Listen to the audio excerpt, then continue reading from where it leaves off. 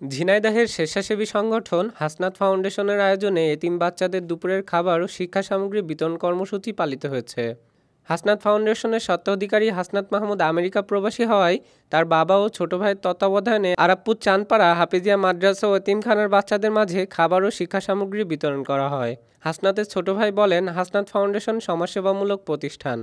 Hasnat foundation একটি অরাজনৈতিক ও সামাজিক প্রতিষ্ঠান, যার মূল উদ্যোগগুলো হলো রক্তদান কর্মসূচি, মাদকমুক্ত সমাজ সংগঠন, বৃক্ষরোপণ কর্মসূচি, শীতার্তদের মাঝে বস্ত্র বিতরণ ও অন্যান্য সামাজিক কর্মকাণ্ডের সাথে লিপ্ত। সেই ওসিলায় আজকে আমরা এখানে হাজির হয়েছি। আজ আমরা আরাপপুর চানপাড়া এই এতিমখানায় হাজির হয়েছি এই এতিম বাচ্চাদের ও শিশুদের নিয়ে আমরা খাবার বিতরণ অনুষ্ঠান করার জন্য। আমার ভাইয়া সম্পর্কে হাসনাত আমার বড় ভাই হয়। তিনি এখন আমেরিকায় অবস্থিত আছেন, পড়াশোনা করছেন। সবাই তার জন্য দোয়া করবেন যেন তিনি এরকম আরও অনেক ভালো ভালো উদ্যোগ নিয়ে সমাজের সবার পাশে দাঁড়াতে পারেন। আমাদের যে এখানে কর্মসূচিগুলো আছে, সেবাসমূহগুলো আছে, সেগুলো যেন আমরা আরও বেশি বেশি করে করতে পারি। সেই রহমত বরকত যেন আল্লাহ আমাদের উপরে দান করেন, সেই দোয়া আপনারা সবাই করবেন। সম্পূর্ণ নিজ অর্থায়নে সামাজিক উন্নয়নমূলক কাজ করতে চায় এই ফাউন্ডেশনটি। এ সময় সেখানে উপস্থিত ছিলেন হাসনাতের বাবা মোহাম্মদ শামশের আলী, ছোট ভাই রিফাত ফেরদৌস, সংগঠনের সদস্য রাফসান জনি, মোহাম্মদ নাজমুল ইসলাম, মোহাম্মদ আসাদ সহ আরও অনেকে। আমরা আজকে সবাই একত্রিত হয়েছি। আমার বাল্যবন্ধু হাসনাত যে আমেরিকায় আছে, আমেরিকান প্রবাসী, ও আমেরিকাতে লেখাপড়ার পাশাপাশি ছোট একটি জবে নিয়োজিত আছে। তো ও মূলত সমাজ সেবায় যে কার্যক্রমগুলো, সেগুলোতে বরাবরই ছোটোবেলা থেকে আগ্রহী।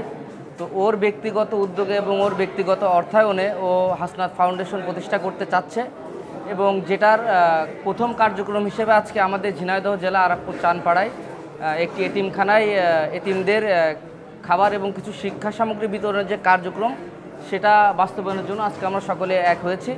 তো আমরা এখানে দোয়ার কার্যক্রম করেছি, এবং আমাদের ফাউন্ডেশনের যে কার্যক্রম, বৃক্ষরোপণ, মাদক মুক্ত সমাজ গঠন, ক্রীড়াঙ্গন প্রেমীদের যে মেধা চর্চার বিকাশ, আমরা এগুলোর দিকে খেয়াল রাখবো। আমরা সমাজের বিভিন্ন নিম্ন শ্রেণীর, নিম্ন আয়ের যে মানুষগুলো, তাদের যদি আমাদের হাসনাতের অর্থায়নে, ব্যক্তিগত অর্থায়নে যদি কিছু উপকার হয়, তো আমরা সেটা হাসনাতকে জানিয়ে তাদেরকে আমাদের সামর্থ্য অনুযায়ী একটু সহায়তা করার যে পরিকল্পনা, সেটার উদ্দেশ্যে হাসনাত ফাউন্ডেশন প্রতিষ্ঠা। তো আজকে সেগুলোর বাস্তবায়ন উপলক্ষে আমাদের কর্মসূচি সবাইকে আমরা জানিয়েছি। তো আমাদের প্রথম কার্যক্রম আমরা ভালোভাবে পরিচালনা করতে সক্ষম হয়েছি ইনশাল্লাহ।